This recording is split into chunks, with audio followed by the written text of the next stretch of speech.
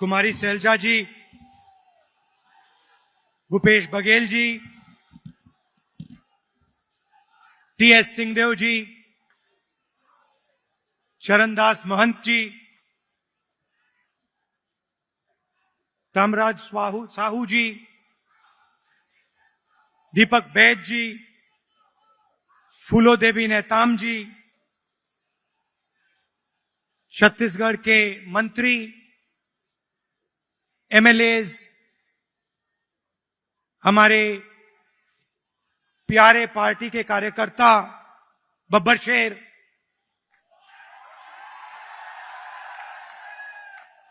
और शेरनिया, भाइयों और बहनों, छत्तीसगढ़ के युवाओं, प्रेस के हमारे मित्रों, आप सबका यहां बहुत बहुत स्वागत। इतनी गर्मी में आप आए, अपना कीमती समय आपने हमें दिया, हमारी बात सुनने आए, इसके लिए मैं बहुत आभारी हूं।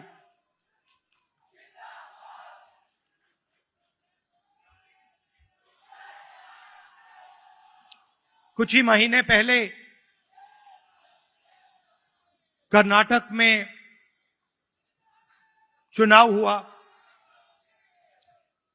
एक तरफ बीजेपी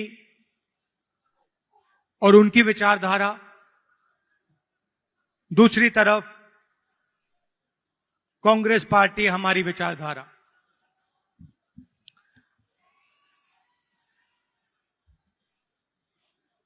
उनका काम लोगों को बांटने का, नफरत फैलाने का, हिंसा फैलाने का। हमारा काम लोगों को जोड़ने का, नफरत के बाजार में मोहब्बत की दुकान खोलने का।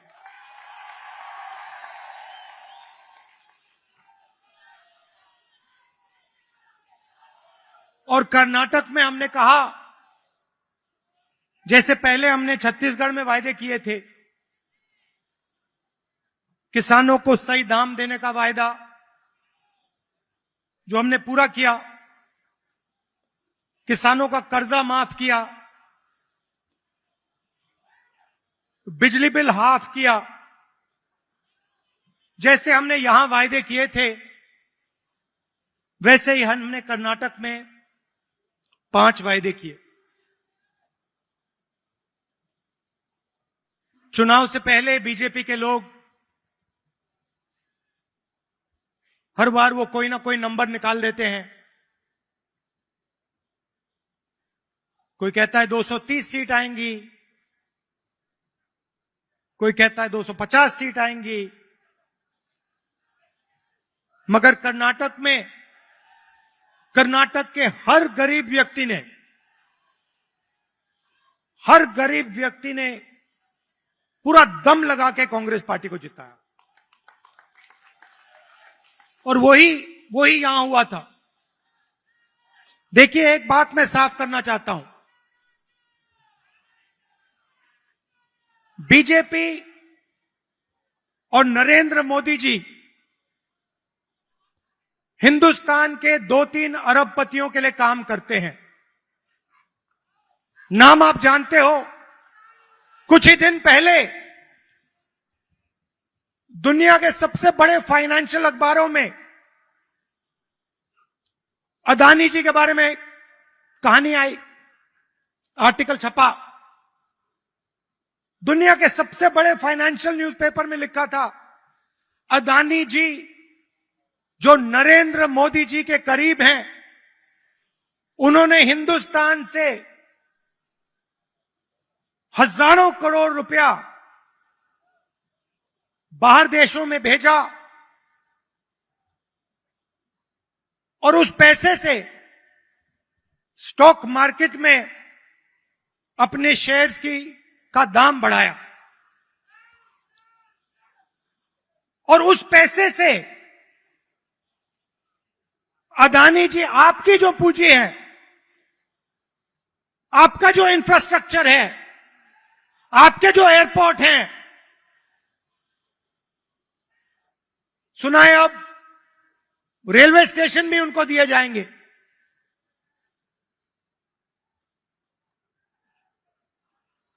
पूरा का पूरा एक व्यक्ति के हवाले किया जा रहा है।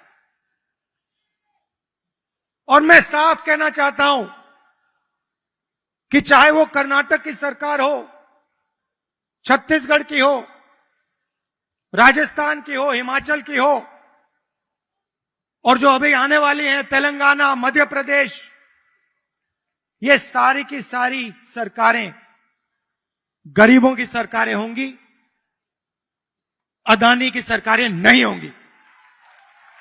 और प्रधानमंत्री को साफ कहना चाहिए, देश को बताना चाहिए और छत्तीसगढ़ के युवाओं को बताना चाहिए कि वो अदानी जी पर इंक्वायरी क्यों नहीं करवा रहे हैं। ऐसी क्या बात है कि नरेंद्र मोदी जी अदानी जी पर इंक्वायरी नहीं करा सकते हैं? 2-3 सवाल हैं भाई और बहनों, युवाओं। ये जो हजारों करोड़ रुपए हिंदुस्तान से बाहर गया, ये पैसा किसका था? पहला सवाल, ये अदानी जी का पैसा नहीं था, ये किसी और का पैसा था। किसका पैसा था? ये पहला सवाल है। प्रधानमंत्री जी कोई इंक्वायरी नहीं करवाएंगे। मैं आपको साफ कह देता हूं, हिंदुस्तान का प्रधानमंत्री अदानी जी पे कोई इंक्वायरी करा ही नहीं सकता, क्योंकि अगर उसका इंक्वायरी का नतीजा निकल गया तो नुकसान अदानी जी को नहीं होगा, नुकसान किसी और को होगा। तो छत्तीसगढ़ में हमने क्या किया? छत्तीसगढ़ में किसानों को धान के लिए सही दाम दिया। और आज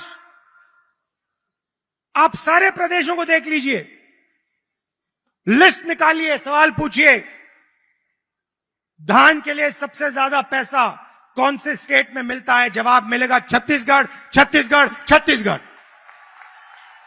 और प्रधानमंत्री जी यहां आए थे, मुझे याद है, बीजेपी के सब नेता आए थे और कहा था कि कांग्रेस पार्टी इस वायदे को पूरा नहीं कर सकती है। कहा था पैसा नहीं है। हमने साफ दिखा दिया, पैसा है और वायदा पूरा हमने कर दिया। जहां भी हम जाते हैं, हम झूठे वायदे नहीं करते। 15 लाख रुपए का वायदा हम नहीं कर सकते। नरेंद्र मोदी जी ने कहा था काला धन वापस आएगा, 15 लाख रुपए बैंक अकाउंट में जाएंगे। उल्टा हजारों करोड़ रुपए हिंदुस्तान से बाहर जा रहा है। इंटरनेशनल अखबार कह रहे हैं कोई इंक्वायरी नहीं।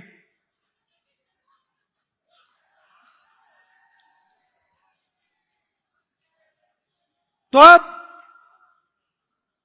छत्तीसगढ़ के युवा जो हैं,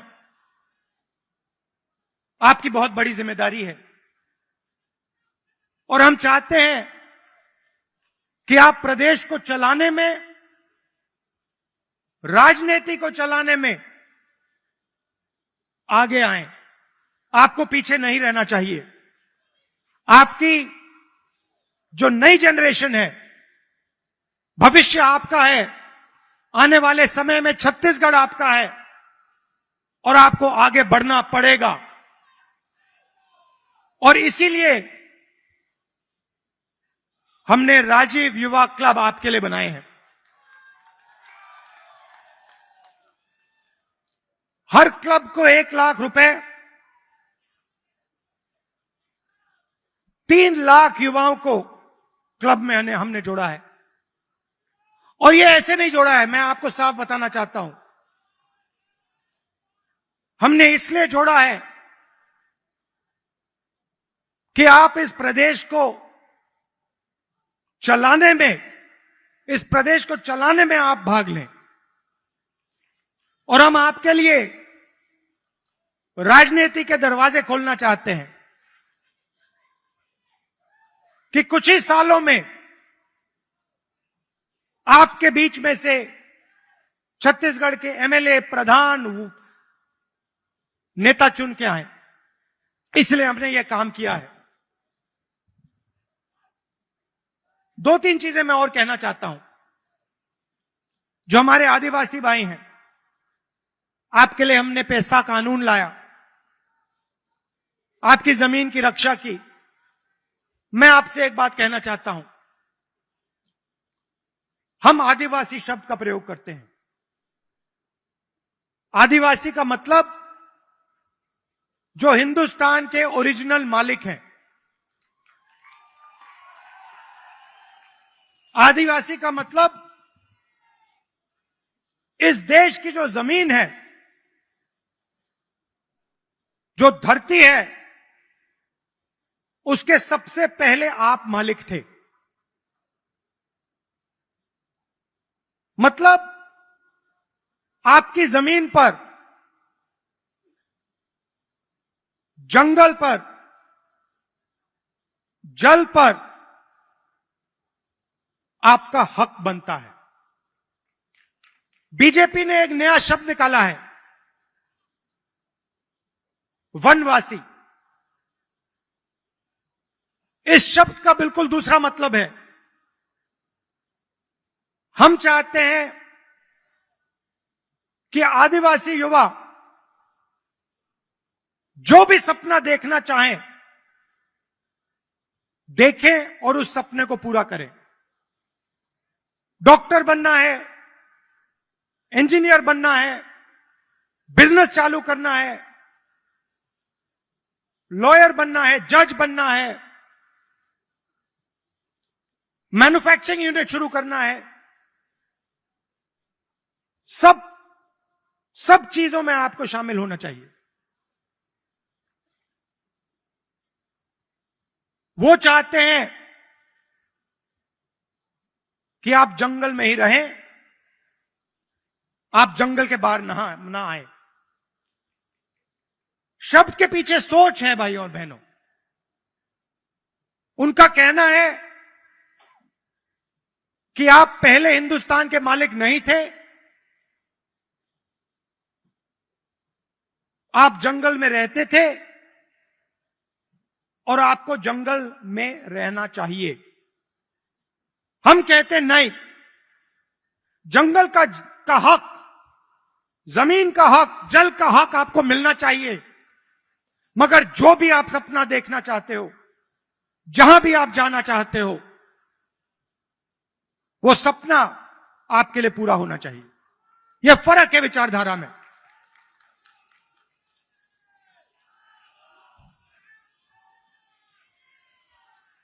और पूरे देश में भाई और बहनों,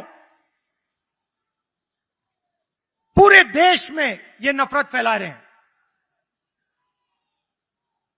आदिवासियों को नया नाम दे देंगे,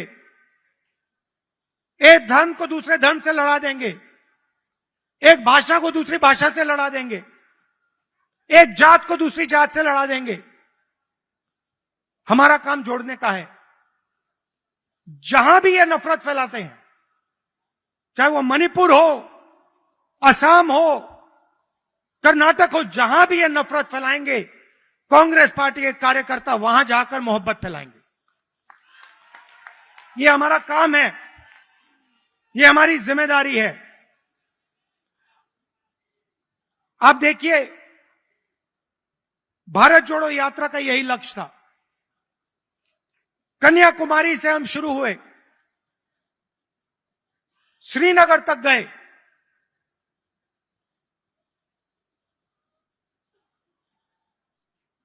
मीडिया में इन्होंने, बीजेपी के लोगों ने हर रोज ये कुछ ना कुछ उल्टा सीधा बोलते हैं, नफरत फैलाते हैं।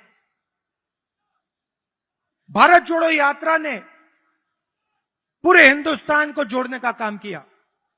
हर धर्म को, हर जात को, हर भाषा को हमने याद दिलाया कि आप सबसे पहले हिंदुस्तानी हो और आप सबको एक साथ मिलकर, मोहब्बत के साथ, इज्जत के साथ रहना है। यह यात्रा का मैसेज था और यह बहुत गहरा मैसेज था, नया मैसेज नहीं था, बहुत पुराना मैसेज है। सदियों से यहां पे छत्तीसगढ़ में और बाकी प्रदेशों में लोगों ने यह मैसेज दिया है और यही कांग्रेस पार्टी का और हिंदुस्तान का डीएनए है। हम जोड़ते हैं, वो नफरत फैलाते हैं।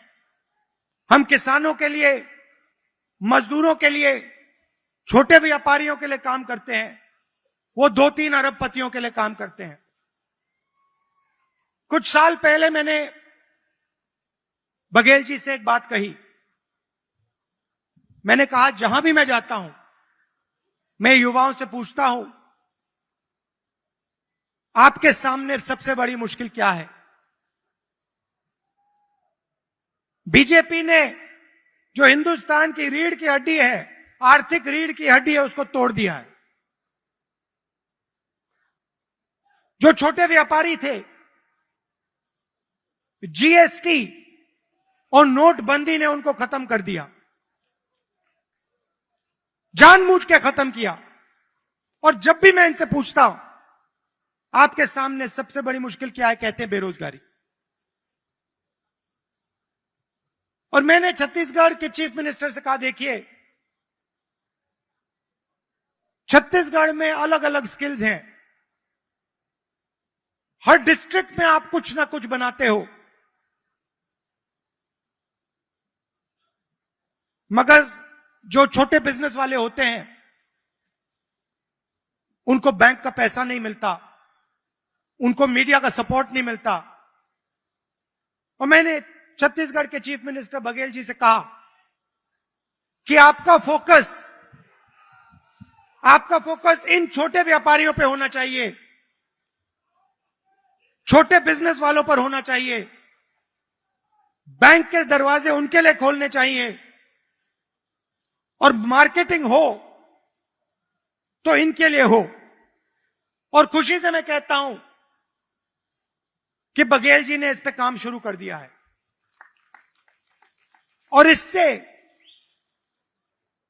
आने वाले समय में लाखों युवाओं को फायदा मिलेगा, हजारों नए बिजनेस खुलेंगे और लाखों युवाओं को रोजगार मिलेगा। देखिए, आपको सिर्फ छत्तीसगढ़ की नहीं सोचनी है। छत्तीसगढ़ हिंदुस्तान का सेंटर है।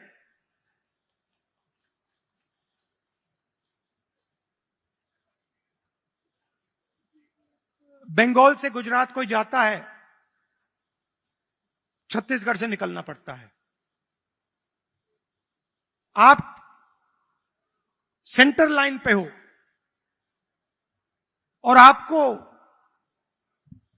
देश का लॉजिस्टिकल सेंटर बनना चाहिए कि आप इंफ्रास्ट्रक्चर तैयार करिए कि छत्तीसगढ़ हिंदुस्तान का लॉजिस्टिकल सेंटर बने। जो भी माल बंगाल से गुजरात बाकी प्रदेशों में जाए वो यहां प्रोसेस हो, यहां से निकले, एयरपोर्ट से आप बाकी दुनिया को छत्तीसगढ़ से जोड़िए, सिर्फ हिंदुस्तान को नहीं, बाकी दुनिया को आप एयरपोर्ट से जोड़िए, छत्तीसगढ़ को जोड़िए कि हमारे जो युवा हैं, छत्तीसगढ़ के जो प्रोडक्ट्स हैं वो पूरी दुनिया में जाएं, सिर्फ हिंदुस्तान में ना रहें।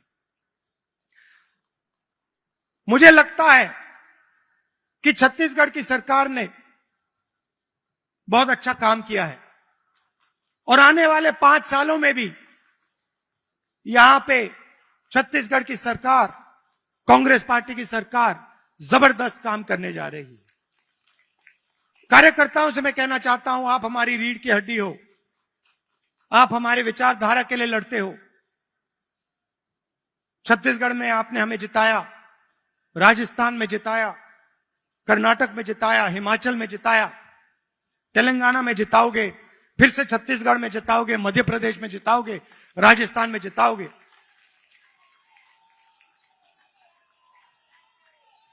हमारी बघेल जी, हमारी सरकार को हमारे कार्यकर्ता की रक्षा करनी चाहिए। करती है, मगर और डट के जो हमारा कार्यकर्ता है उसे लगना चाहिए कि मैं कांग्रेस पार्टी का कार्यकर्ता हूं, मैं कांग्रेस पार्टी की विचारधारा के लिए लड़ता हूं और मरता हूं। देश को आपकी जरूरत है। नफरत से देश आगे नहीं जा सकता है, हिंसा से देश आगे नहीं जा सकता है, अर्थव्यवस्था नहीं बढ़ सकती है।